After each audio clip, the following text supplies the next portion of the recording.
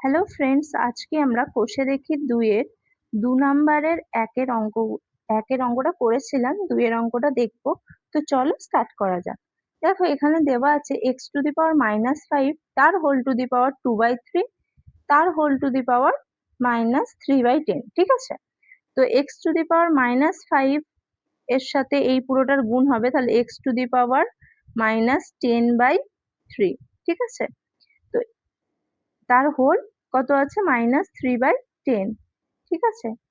এবার দেখো x⁻−10/3 সাথে এটা গুণ হয়ে যাবে, -3/10 এটা গুণ হয়ে যাবে, 10 কেটে গেল, 3 কেটে গেল, এখানে মাইনাস মাইনাসে প্লাস, x⁻1 ইকুয়ালস +1 মানে কি x⁻1 ইকুয়ালস টু x, তাহলে x হচ্ছে আমাদের অ্যান্সার। বুঝতে পারলে? তো চলো নেক্সট প্রবলেমে যাওয়া যাক। দেখো এখানে কি বলেছে, এখানেও সে একটা সেম প্রবলেম দিয়েছে, পাওয়ার গুলোকে শুধু মাল্টিপ্লাই করতে থাকো। আমি বলেছি না সূচকের অঙ্কে তোমাদের আগের দিন বললাম, এই আগের দিন একটা ফর্মুলা তোমাদেরকে দেখালাম, তো ওই ফর্মুলা দিয়েই সব কাজগুলো হয়ে যাবে, ঠিক আছে? এই দেখো 2⁻⁻1 তার সাথে কি -1 আছে উপরে, তাহলে 2⁻+1 হলো, ঠিক আছে? তার পাওয়ারে -1 আছে, তার হোল পাওয়ারে -1 আছে। আচ্ছা, +1 -1 2⁻⁻1, তার হোল -1 মানে কত?